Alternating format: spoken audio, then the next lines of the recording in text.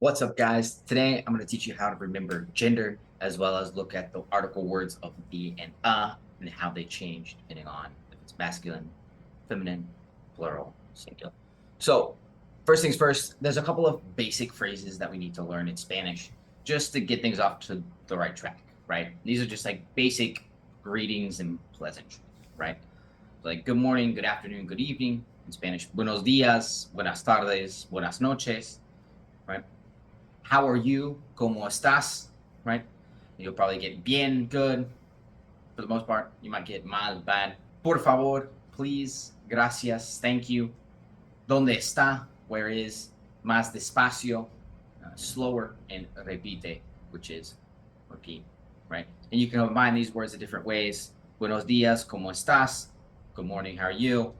Repite, por favor, más despacio. Repeat, please, slower, right? And then gender, right? Gender is something that in English doesn't make a whole lot of sense because we just don't have it, right? So we're not used to looking for it, right? But it's really quite simple to learn and identify. In the beginning, you shouldn't really care necessarily about getting it right 100% of the time because you're just not. There's always going to be exceptions that pop up that you're just not going to know, right? But if we focus on looking at patterns, we learn the rules and then we can learn the exceptions later on, right? So in Spanish, there's two genders and they're generally pretty easy to identify. If they end in a, they're feminine, right? And if they end in o, or if they end in a consonant, so anything that's not a, e, I, o, u, or in Spanish, a, e, o, u, right? They're gonna be masculine. And with this, the word for the changes. If it's feminine, it's la cerveza, la cebolla. The beer, the onion, feminine. Right? And if it's masculine, it's el jugo, el pollo, right? The juice, the chicken, right? And if it's in the word a or an, right? It's una if it's feminine, una cerveza, una cebolla, a beer, an onion, right? Or un if it's masculine, un jugo, a juice, un pollo, a chicken, right?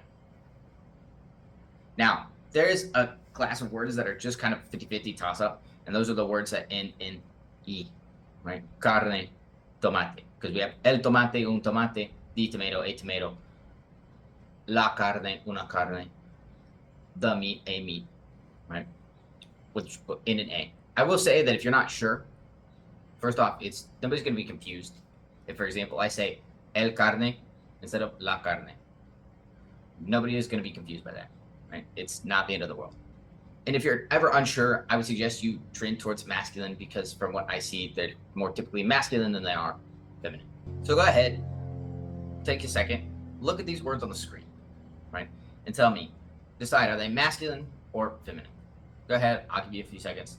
I'll give you 30 seconds to think about it.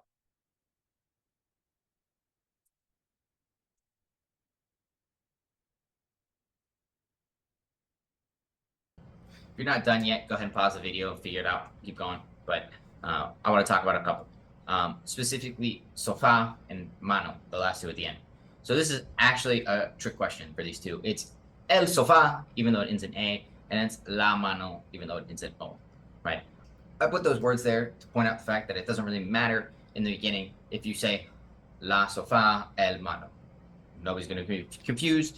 It's akin to the difference between somebody saying, can you pass me a salt instead of can you pass me the salt? Or somebody's ordering, I want the hamburger instead of saying, I want a hamburger, right? You as a native speaker are like, that's not correct, but you're never really going to correct anybody for that. It's not hindering communication. Nobody's really going to care. And then let's talk about plurals, right? So we already learned that el is the when the word is masculine, right? El pollo. And it's la for the when it's feminine. La cerveza, the beer. Un is a when it's masculine, un pollo, and una is a when it's feminine, una cerveza, a beer. Now, el becomes los, and la becomes las when it becomes plural. So, el pollo becomes los pollos. Right? La cerveza becomes las cervezas. Un pollo, a chicken, becomes unos pollos, some chickens, and una becomes unas. So una cerveza becomes unas cervezas. And now, in Spanish, just like in English, the noun also takes an S. So cocinero becomes cocineros, anchoa becomes anchoas, salmon becomes salmones. Watch out here. Those words that end in or any other consonant, azul, azules, gris, grises, right? The end of the consonant, they add es, right? So it's not grises, salmons, camarons, camarones, salmones, malecones, balcones, right? Adds es to help that word flow a little bit better. If you like this video, feel free to click here to watch my latest video and leave a comment down below with something you struggle with as far as learning Spanish, and I will answer it in a future video. Thank you guys so much. Have a great day, and I'll see you in the next one.